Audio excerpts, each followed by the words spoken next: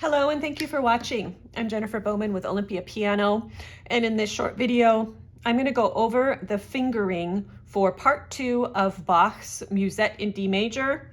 I find if you are able to lock in the fingering that works for your hand, then you'll have much more success playing this piece. But before I go over the fingering, I'd like to just show you the articulation I use with my students when I teach this piece. By the way, I teach this piece with a performance tempo of about 92. So part 2 would be, but for practice, take it about 60 to the quarter or even slower. You want to be able to accomplish everything at a slow tempo before you speed it up. So measure 9 for articulation. I like to do 2 slurs. So down, up, measure 10, touch, touch, roll up. I call it a roll up. Just hold that quarter note, it's full value. So staccato, staccato, roll up. And then again, staccati for these 8th notes. And then smooth on the 16ths. And then short staccati. And then in this fun part, which lasts for 4 measures, 13 through 16, I like to do a lot of 2-note slurs, except for when you pop down to that E. So 2-note slur, pop, 2-note slur,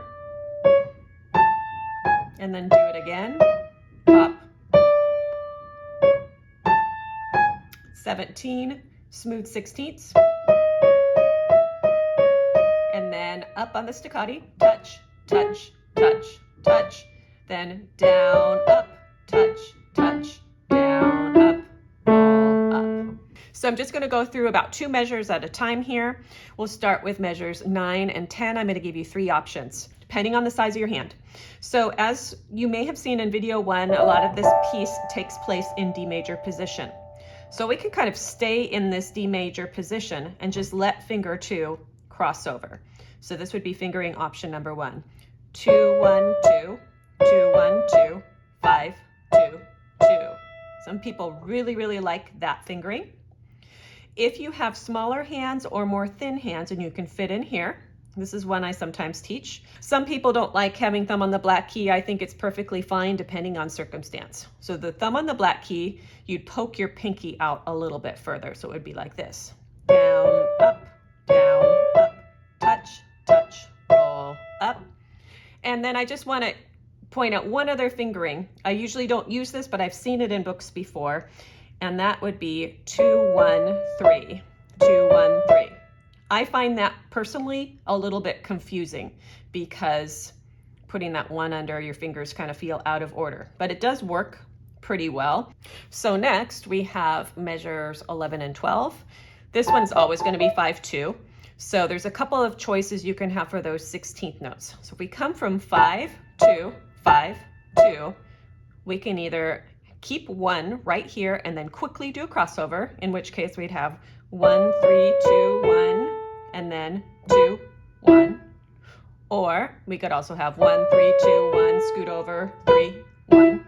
If your hands are large, the 2 is fine. If your hands are smaller, you would want to do the scoot.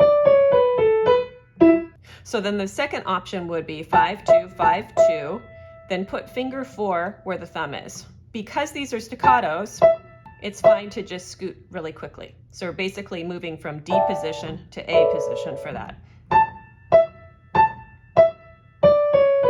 And then instead of starting with 1 and having a crossover, this is just 4 notes in a row. And then the same choice at the end. If your hands are larger, 4, 3, 2, 1, 2, 1 is fine. If your hands are smaller, then scoot that 3rd finger over for the B at the end. Okay, next part. This will be 4 measures, but 2 of the measures are the same. You're going to be ending down here. So choice 1, if your hands are smaller, you're going to want to put a 5 on this high E after you come down from 5. So it's going to be 5, 4. Just reach down really quickly and touch that E. And then this is going to be 3, 2. So you'll have 5, 4, 3, 2 up here with a little bit of E in the middle. 5, 4, touch, 3, 2. And then pop up here, 5, 4. Then you can reset, do that same thing. Very organized. The hardest part about that fingering is popping down here and resetting right there. So you would practice that move there. If your hands are a little bit larger, you might also consider 4-3 here. And the thing that's nice about that is then we're doing these notes down here with our longer fingers, so our hand doesn't have to come further in. When you're 5, you have to get further in here. But if we use just 4-3, 3-2, then you can feel like you're a little bit more out. So 4-3, 1-3, 2. We're still going to use finger 5-4 up here, no matter which fingering we use for this part. So that would be 5-4, and then that 4 would pop off and reset. Want you to notice something about this. The rhythm on the 8th notes that are D and C sharp, you hold that D for a little bit longer. So I'm just going to play it with the 5-4, 3-2 fingering. So it's going to be together, together, together, right hand holds, then together, together, together.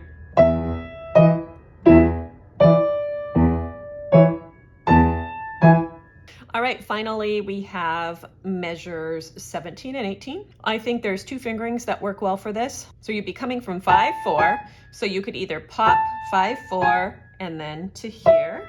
I think that works really nice. And then 4-3-2-3, 4-3-2-3-4. And then you're gonna pop down to 2. 4-3-2-3, 4-3-2-3-4, 2-1-4. Or if you felt comfortable having your thumb on the black key, you could come right down from the top, 5-4-3. This one would have a little further to go to pop to the G sharp, but again, we're going to use 2. So that one would look like this, 3, 2, 1, pop. And then probably if you had the 3, you'd probably do, put 3 on that D. So if you started on 4, you put 4 on the final D. If you started on 3, put 3 on the final D. So one more time, 4-3-2,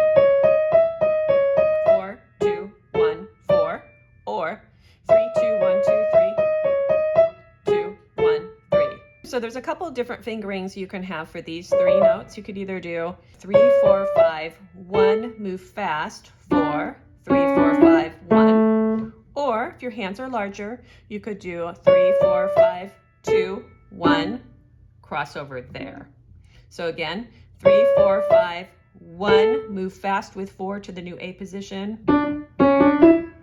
Or 3-4-5, stretch out to D, cross over at the bottom.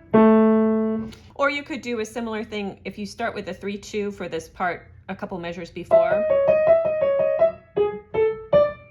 You would be on 2, in which case 2, 3, 4, 1, move fast.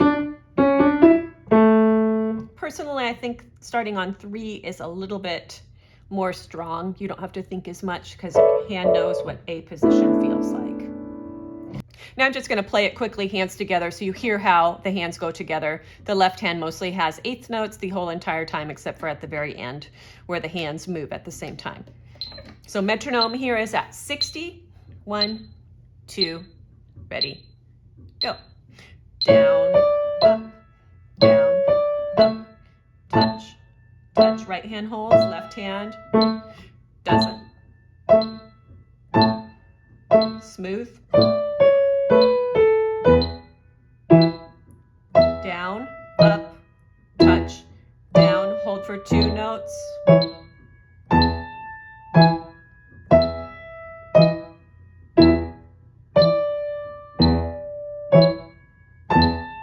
I'm going to use 4. Touch, touch, touch.